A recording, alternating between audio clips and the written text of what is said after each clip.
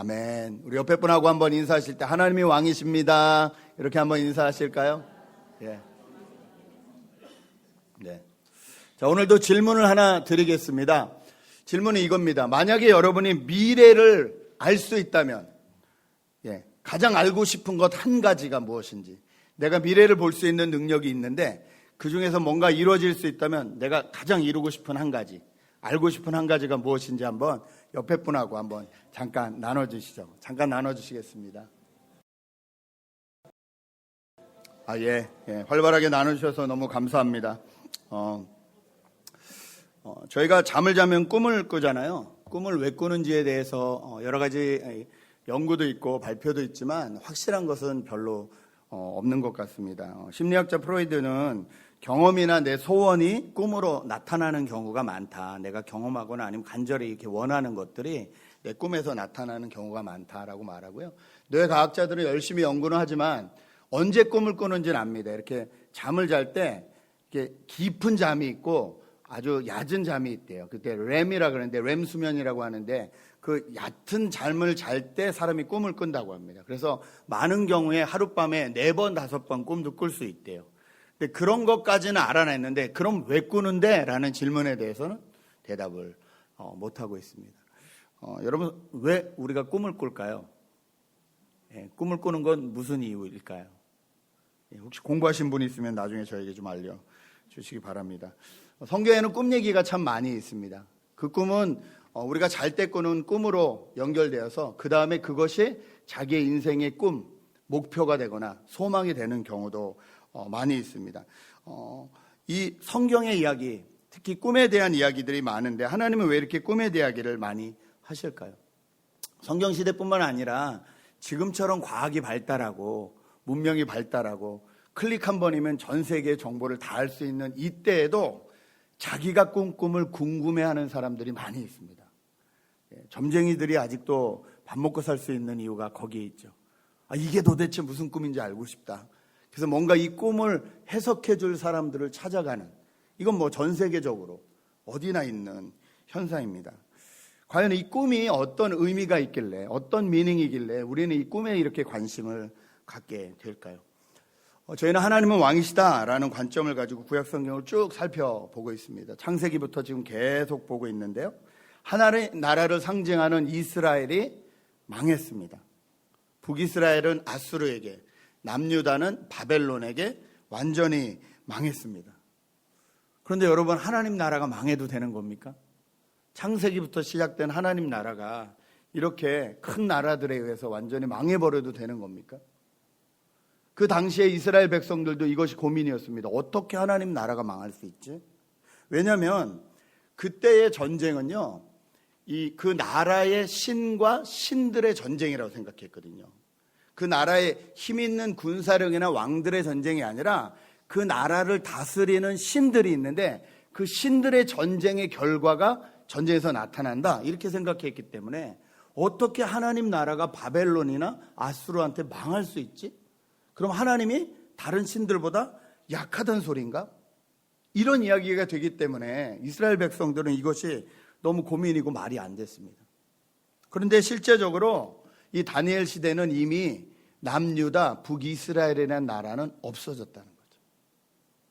이 다니엘은 포로 시대, 그러니까 더 에이지 오브 캡티리라고 하나요? 이 포로 시대의 사람입니다.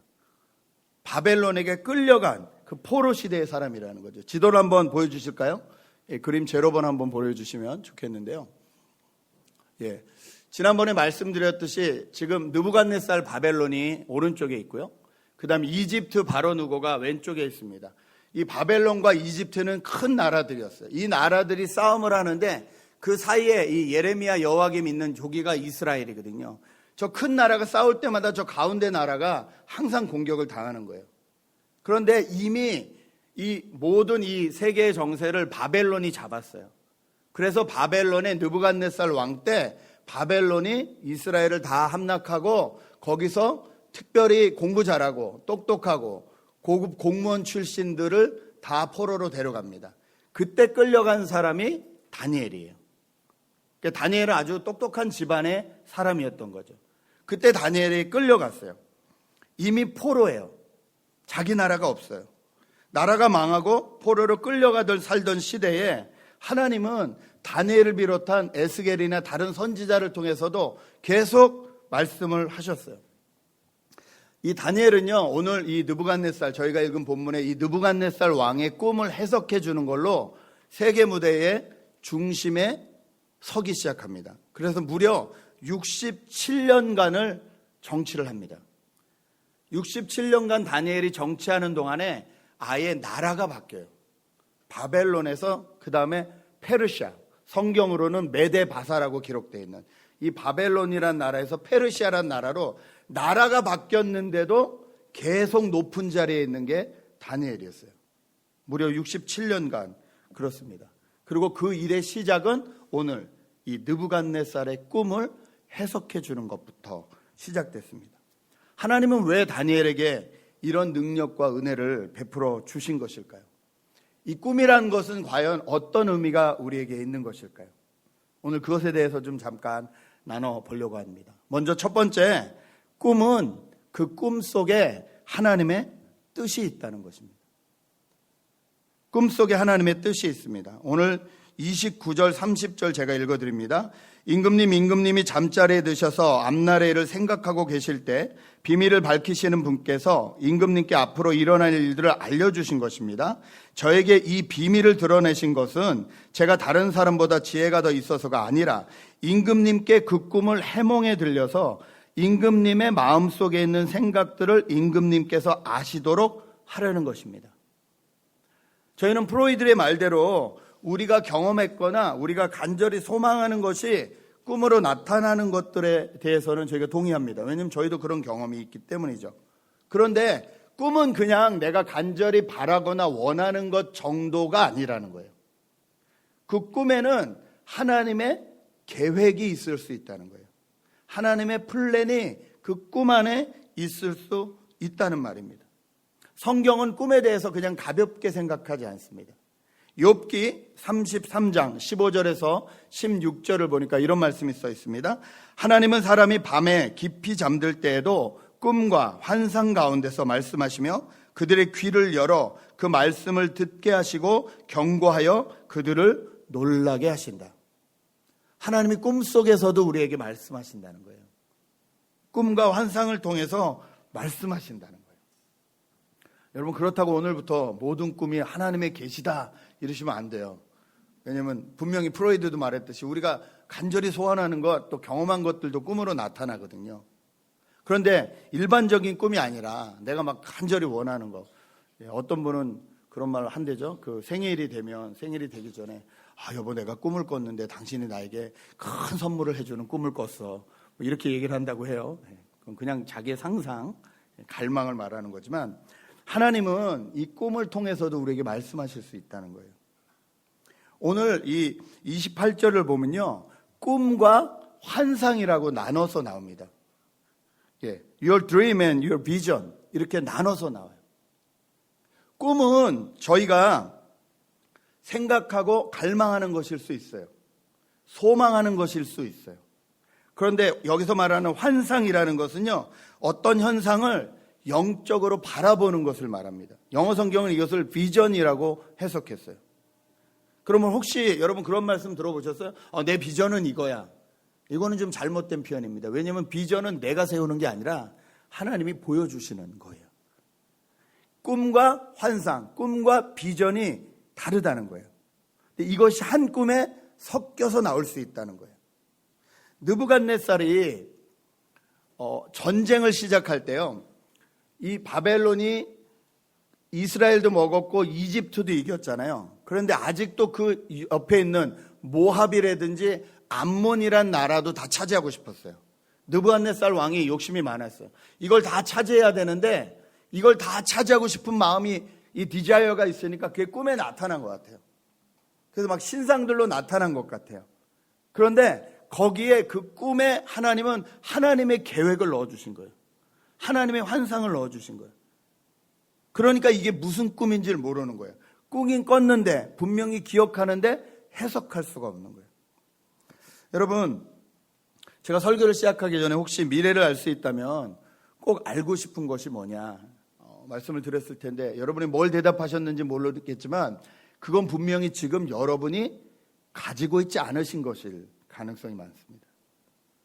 저희는 뭔가 우리에게 결핍이 있으면 그것을 바라고 가지고 싶거든요. 이럴 경우는 미래를 봐도 저희는 저희의 desire, 저희의 갈망을 원하게 된다는 거죠. 다니엘은 느부갓네살 왕의 꿈을 해석해주는 이 꿈을 다시 꾸잖아요. 그 꿈을 풀어주면서 이 국가 간의 전쟁이 나라의 신들의 싸움이라고 생각하던 이 시대에 다니엘은 이 꿈이 하나님으로부터 온 것이다 라고 분명히 밝히고 있습니다. 28절에 보면요, 비밀을 알려주시는 분은 오직 하늘에 계시는 하나님이십니다. 이런 고백이 있어요. 이 왕이 꾼 이 비밀, 꿈을 비밀이라고 표현했는데 이 비밀을 알려주시는 분은 오직 하나님이시라는 거예요. 여러분, 이건 저희는 그냥 당연히 다니엘이 멋진 사람이네라고 받아들일 수 있지만 이건 정말로 목숨을 건 신앙 고백이에요. 생각해 보세요. 이스라엘이 망했어요. 바벨론에게. 느부갓네살은 바벨론의 왕이에요. 바벨론의 신 중에서 대표적인 신이 마르둑이거든요. 자기 신이 더 뛰어나다고 생각하는 사람 앞에 가서 당신이 꿈을 꿨는데 이 꿈을 해석해 줄 수 있는 사람은 당신의 신도 아니고 우리 신 하나님밖에 없습니다. 이렇게 고백하는 거예요. 무슨 말이냐면 우리 하나님이 당신이 섬기는 신보다 더 높으신 분이십니다. 이 고백을 하는 거예요. 느부갓네살이 기분이 나쁘면 그날 죽는 거예요. 다니엘은. 이 고백을 분명히 하는 거예요. 왜 이렇게 할 수 있냐면 하나님이 그 꿈속에 하나님의 계획을 심어주셨다고 확신했기 때문입니다. 여러분, 느부갓네살의 꿈은 자신의 열망에 더 가까웠지만 해석을 위해서 다니엘이 꾼 꿈은요, 하나님의 미래를 보여주는, 하나님의 비전을 보여주는 꿈이었어요. 그래서 다니엘은 그렇게 자신 있게 자기 목숨을 걸고도 말할 수 있었습니다. 하나님은 꿈을 통해서 하나님의 뜻을 우리에게 분명히 말씀하실 수 있는 분이십니다. 그러므로 꿈속에 하나님의 계획이 있다는 것을 기억하십시오. 두 번째 기억해야 될 것은요, 이 꿈을 어떻게 바라보느냐가 더 중요하다는 거예요. 다시 말해서 꿈보다 해석이, 인터프리테이션이 더 중요하다는 거예요. 똑같은 꿈을 꿔도 어떻게 해석하느냐에 따라서 인생이 달라진다는 거예요. 오늘 31절부터는 다니엘이 왕이 꾼 꿈이 무엇인지도 얘기해주고 그 꿈의 해석이 무엇인지도 쭉 얘기를 해주십니다. 우리 그림을 한번 보시죠. 1번 그림 한번 보시겠는데요. 예, 이런 꿈을 꾼 거예요. 이런 신상, 스태츄가 있는데 위에는 금, 그 다음엔 은, 그 다음엔 놋, 그 다음엔 철, 그 다음엔 철과 진흙. 지금 느부갓네살은 이 바벨론이니까 골드예요. 당신은 머리에 해석하고 골드라는 거예요. 그런데 그 다음 나라는 실버랄 거예요. 그 다음 나라는 놋이라는 거예요. 그 다음 나라는 철이라는 거예요. 그 다음 나라는 철과 진흙이 섞여 있다는 거예요. 이런 신상을 꿈에서 꾸셨지요. 그렇게 말하면서 이거는 당신의 나라 다음에 또 다른 나라가 세워지고 또 다른 나라가 세워지고 또 다른 나라가 세워질 거라는 하나님의 비전입니다. 하나님의 계획입니다. 라고 말씀을 해줬어요.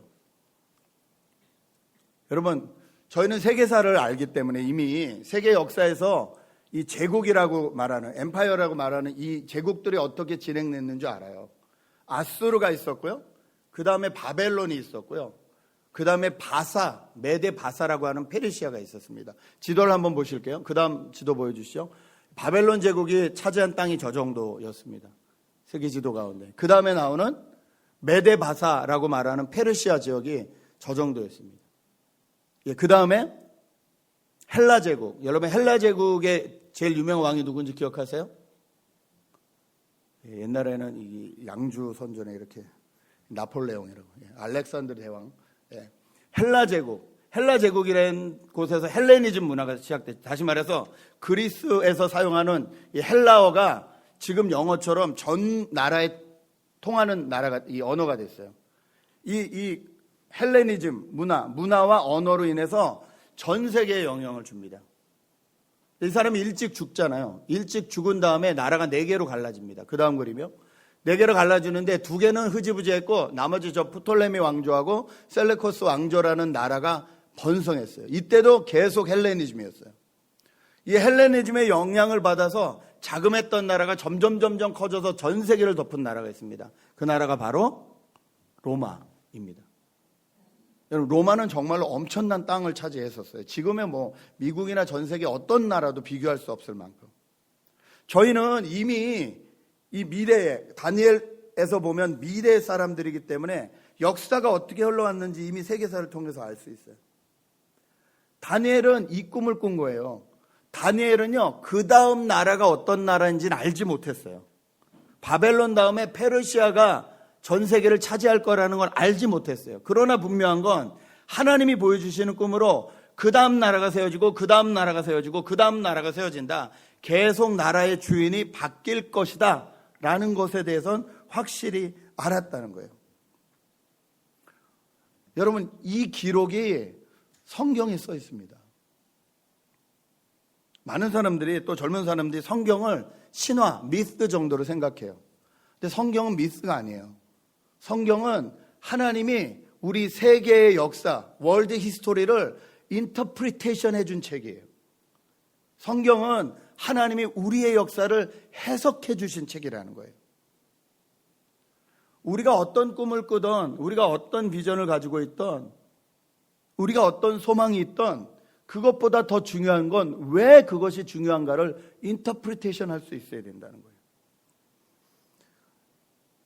지금까지 일어난 세계 역사, 그리고 지금부터 일어날 세계 역사를 해석해 주신 책이 바이블이라는 거예요. 저희도 느부갓네살처럼 꿈꿀 수 있잖아요. 20대 꿈이 있으셨죠? 일부 예배 때 여쭤보니까 20대 꿈이 뭐셨어요? 그랬더니 이쁜 2층 집을 짓고 새소리가 들리는 데서 커피를 한 잔 착 마시면서 평안한 생활을 하고 싶으셨다고. 그래서 저희가 권사님 그 당시에 2층 집이면 되게 부자인데? 막 이렇게 말씀을 드렸는데, 여러분 각자 꿈이 있으셨을 거예요. 처녀 때 꿈, 총각 때 꿈. 아직 30대 안 되신 분은 30대 난 이렇게 될 거야. 꿈과 비전이 있으실 수도 있어요. 지금 30대 애 키우느라 정신 없으신 분은 요때만 지나봐라. 내가 50대가 되고 나면 뭔가 안정이 되겠지. 리타이어하고 나면 나는 이런 꿈이 있어. 꿈이 있으시겠죠. 70대, 80대 노년의 마지막 꿈도 있으시겠죠. 그런데 여러분, 저희가 기억해야 될 것은 내 꿈보다 중요한 것은 내 꿈이 무슨 의미가 있냐는 것이 더 중요하다는 거예요. 그리고 이것이 진짜로 하나님이 주신 비전인지 내가 그냥 디자이어하고 있는 갈망인지를 구별할 줄 아셔야 된다는 거예요. 어떤 꿈을 받아도, 어떤 꿈을 꿔도 인터프리테이션을 잘못하면 느부갓네살처럼 될 수 있습니다. 여러분, 다니엘 3장 한번 볼까요? 다니엘 챕터 3 verse 1, 다니엘 3장 1절 같이 한번 읽겠습니다. 시작. 느부갓네살 왕이 금으로 신상을 만들어서 바벨론 지방의 두라 평지에 세웠는데 그 신상은 높이가 60자, 너비가 6자였다. 아까 다니엘을 통해서 이 큰 신상, 스태처를 봤잖아요. 당신 바벨론은 이 골드라 그랬어요. 그렇죠? 그 다음에 실버고 쭉쭉 내려가는데 느부갓네살은 그걸 딱 듣고 자기가 골드라는 것만 들은 거예요. 그래서 어떻게 해요? 머리끝에서부터 발끝까지 다 골드인 스태처를 세워요. 그 높이가 어느 정도냐면 90 feet, 27m. 넓이가 9 feet, 2.7m. 하나님은 분명히 당신이 금이지만 그 다음에 은혜 나라가 있고 철의 나라가 있고 동의 나라가 있고 나라가 바뀐다라고 다니엘을 통해서 알려주셨는데 느부갓네살은 자기가 듣고 싶은 것만 듣는 거예요. 그래서 어떻게 해요? 금으로 다 신상 만들어 놓고 여기 절 안 하면 다 죽여라. 여러분, 우리가 이럴 수 있다는 거예요. 우리가 하나님의 꿈이라고 말하면서, 하나님의 백성이라고 말하면서, 하나님의 계획이라고 말하면서 실은 내가 듣고 싶은 말만 들어서 내 뜻대로 내 꿈을 얼마든지 펼칠 수 있는 사람들이라는 거예요. 그래서 꿈보다 중요한 건 해석이라는 거예요. 이게 무슨 의미인지를 제대로 해석해야 된다는 거예요. 여러분 거듭 말씀드리지만 하나님은 여러분의 잡이 뭔지 별로 관심이 없으세요. 여러분이 어떤 성공을 이루어냈는지도 관심이 없으세요. 하나님 앞에 그건 아무것도 아니에요. 하나님이 중심으로 보시는 건요, 너에게 주어진 인생 가운데 너는 누구를 주인으로 섬기며 살았냐는 거예요. 딱 한 번 주어진 당신의 인생 가운데 당신은 누구를 주인으로 섬기고 살았습니까? 당신이 당신의 인생의 주인이라고 생각하십니까? 아니면 당신을 만드신 하나님이 당신의 인생의 주인이라고 생각하십니까? 여기에 대해서 어떤 고백을 하며 살았냐는 거예요. 여러 번 말씀드리죠. 우리가 주인이라면 우리 뜻대로 할 수 있어야 된다니까요. 우리 인생을. 안 되잖아요. 예. 그 원했던 그 사람하고 결혼 못 하셨잖아요. 그 바라고 원했던 그 대학에 들어가지 못하셨잖아요. 우리가 우리 인생의 주인이라면 우리 마음대로 할 수 있어야죠. 그래야 진짜 주인이죠. 착각하시면 안 돼요. 우리는 우리 인생의 주인이 아니에요. 그러면 한 번 주어진 인생 가운데 하나님이 주인이시구나라는 걸 분명히 해야 돼요. 그게 올바른 인터프리테이션이에요. 다니엘은 그 인터프리테이션을 해줬는데 느부갓네살 왕은 딴짓하고 있어요. 자, 그렇다면 우리가 느부갓네살처럼 이상한 짓을 안 하고 살아갈 수 있는 방법은 무엇일까? 마지막 포인트는요, 하나님이 세우신 그 돌 앞에 무너져야 된다는 것입니다. 우리가 하나님이 세우신 그 돌 앞에 무너질 때 우리는 느부갓네살을 따라가지 않을 수 있다는 거예요. 44절, 45절 같이 한번 읽었으면 좋겠습니다. 44, 45. Let's read together. 시작. 이 왕들의 시대에 하늘의 하나님이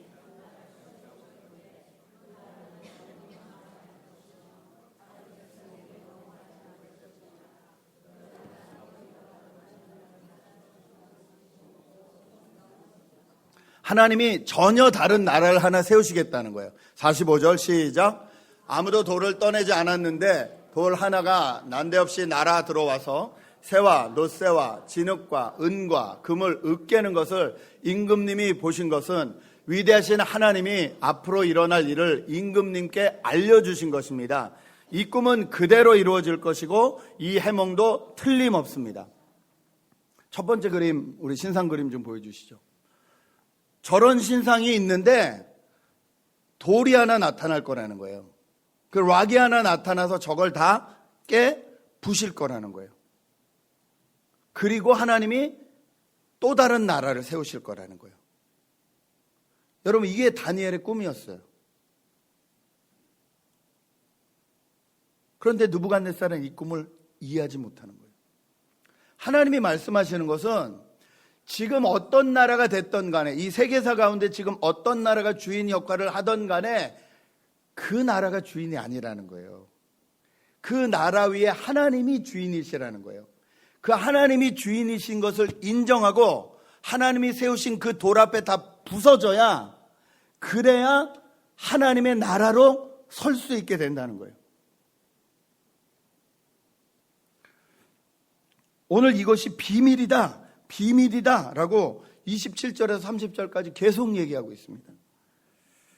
돌 하나가 날라와서 다른 나라들을 상징하는 신상을 다 부시고 그렇게 부서져야 하나님 나라가 새로워질 것이다. 그렇다면 이 돌이 과연 무엇이냐는 거죠. 이 돌에 대해서 이사야서는 이렇게 말합니다. 8장 13절 14절 제가 읽습니다. 만군의 여호와 그를 너희가 거룩하다 하고 그를 너희가 두려워하며 무서워할 자로 삼으라. 그가 성소가 되시리라. 그러나 이스라엘의 두 집에는 걸림돌과 걸려 넘어지는 반석이 되실 것이며 예루살렘 주민에게는 함정과 올무가 되시리니. 돌이 하나 있는데 그것이 사람을 걸려 넘어뜨리게도 할 수 있다는 거예요. 자, 이사야서 28장 16절은 이렇게 말합니다. 28절 16절. 그러므로 주 하나님께서 이렇게 말씀하신다. 내가 시온에 주춧 돌을 놓는다. 얼마나 견고한지 시험하여 본 돌이다. 이 귀한 돌을 모퉁이에 놓아서 기초를 튼튼히 세울 것이니 이것을 의지하는 사람은 불안하지 않을 것이다. 하나님이 돌을 하나 세우시겠대요. 그런데 그 돌을 의지하는 사람은 불안하지 않대요. 베드로전서 2장 6절에서 8절은 이렇게 말합니다. 성경에 이런 말씀이 있습니다. 보아라, 내가 골라낸 귀한 모퉁이 돌 하나를 시온에 둔다. 그를 믿는 사람은 결코 부끄러움을 당하지 않을 것이다. 그러므로 이 돌은 믿는 사람들인 여러분에게는 귀한 것이지만 믿지 않는 사람들에게는 집 짓는 자들이 버렸으나 모퉁이에 머릿돈 된 돌이요 또한 걸리는 돌과 넘어지게 하는 바위입니다. 그들이 걸려서 넘어지는 것은 말씀을 순종하지 않았기 때문이며 또한 그렇게 되도록 정해 놓으셨기 때문입니다. 하나님이 세우신 돌이 있는데 그 돌을 믿는 사람은 안전하고 그 돌을 믿지 않는 사람은 그 돌 때문에 걸려 넘어질 것이라는 거예요. 여러분, 이 돌이 누구를 의미할까요? 예수 그리스도를 의미합니다. 하나님은 예수 그리스도를 통해서 온 세상의 나라들을 다 멸하게 하시겠다는 거예요. 그리고 예수 그리스도를 통해서 다시 세워지는 하나님 나라를 계획하신다는 거예요. 창세기부터 쭉 역사를 달려오던 이스라엘이라는 하나님 나라를 대표하던 이스라엘이라는 나라가 망해버렸습니다. 역사적으로. 어떻게 하나님 나라가 망할 수 있지? 라는 질문에 하나님은 하나님 나라는 망하지 않는다. 전 세계 역사를 주관하는 것이 하나님이시고 하나님이 그 역사를 통해서 다시 한 돌을 세우시고 그 돌을 통해서 모든 것이 부서지게 하셔서 한 나라를 세우는데 그것이 하나님 나라라는 거예요. 이 꿈을 지금 다니엘을 통해서 보여주시는 것이에요. 이것이 비밀이다, 이렇게 성경은 말하고 있습니다. 그렇다면 우리에게 분명해지는 것은 예수님이 세워주신 그 돌 앞에 우리는 어떤 위치에 서 있냐는 거죠. 그 돌을 의지하고 세이프티한 사람이냐, 아니면 그 돌을 어게인스트하고 날마다 그 돌에 걸려 넘어지는 사람이냐는 거예요. 여러분, 어떤 사람이십니까? 내 생각이 있어요. 내 계획이 있어요. 내 드림 앤 비전이 있어요. 나는 이렇게 살 거예요.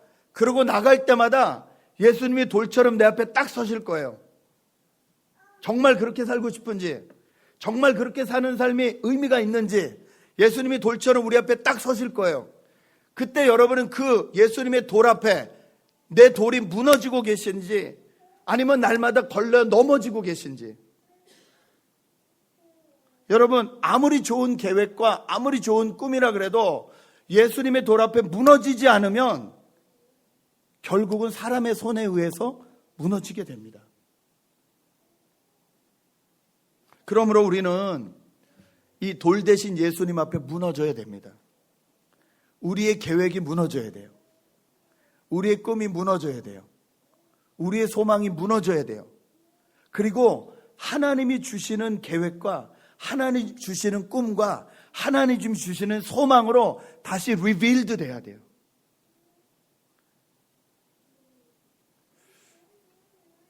이 시대의 교회가 왜 자꾸 무너질까요? 사람들의 계획으로 세워서 그렇습니다. 여러분, 저희는 다 다르잖아요. 모양도 다르고 연령도 다르고 문화도 다르고 다 다르잖아요. 그럼 저희를 돌로 친다면 다 세임 사이즈는 아닐 거 아니에요. 그렇죠? 어떤 돌은 동그랗고 어떤 돌은 뭐 트라이앵글 앵글이기도 하고 모양이 다 다르잖아요. 그런데 이 사람들이 모여서 뭔가를 세우려고 해보세요. 이게 쓰겠습니까? 동그란 돌 위에 세모난 돌 올려놓고 그 위에 네모난 돌 올려놓고 이게 서겠습니까? 안 세워지죠. 이걸 바로 세우려면 어떻게 해야 돼요?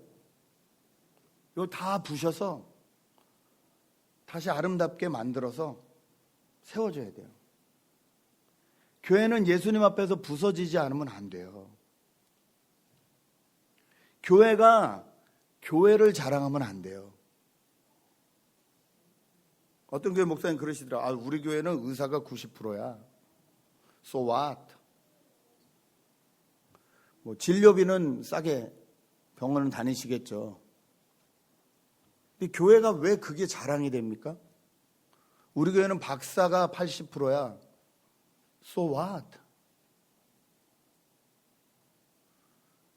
그건 사람이 만든 교회잖아요.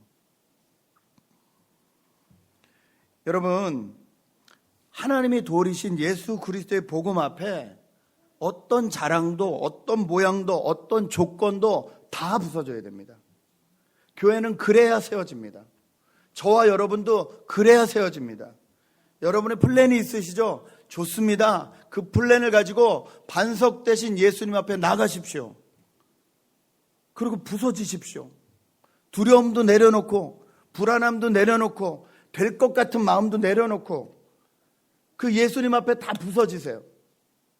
그리고 다시 주님의 계획으로 세워질 때 그 계획이, 그 비전이, 그 드림이 안전하다는 거예요. 하나님의 돌 대신 예수 그리스도 앞에 고운 가루가 되어서 하나님의 방법대로, 복음대로 다시 세워지는 나라, 이 나라가 하나님 나라라는 거예요. 이 나라의 백성들로 저와 여러분을 불러주셨다는 것입니다. 다니엘을 통해서 이 이야기를 하고 계시는 것입니다. 모든 세계사의 주인은 하나님이시다. 온 땅의 주인은 하나님이시다. 그러므로 그 주인 되신 하나님 앞에 우리의 드림 앤 비전을 내려놓고 예수 그리스도 앞에 나아가서 다시 예수님이 주시는 그 드림 앤 비전을 받아가지고 살아가라는 거예요. 그것이 하나님 나라 백성답게 사는 방법이라는 거예요. 벌써 8개월이 지났습니다. 2019년 여러분 인생 가운데 2번 다시 돌아오지 않아. 그 8개월이 지나버리고 말았습니다. 이제 9월, 10월, 11월, 12월. 그럼 한 살 더 잡수시는 거예요. 너무 빠르죠? 예. 인생이 너무 빠르지 않으세요? 예, 젊은 사람들은 아직 경험이 없겠지만, 예. 인생이 아직 먼 것 같은데, 예. 금방 갑니다.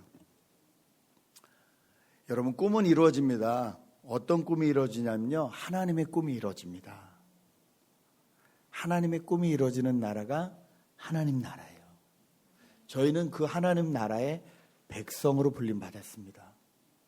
이 9월 달에 내가 진짜 예수 그리스도 앞에 서 있는지 확인하시고 내 계획과 내 플랜이 아니라 하나님의 계획과 하나님의 플랜을 예수 그리스도 앞에 따라가셔서 이 땅에서 나를 하나님의 백성으로 불러주신 이유답게 그렇게 살아가시는 귀한 여러분 되시길 주님의 이름으로 축복합니다.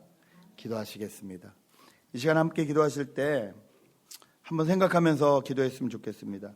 어떻게 하면 하나님의 꿈과 내 꿈을 착각하지 않을 수 있을까요?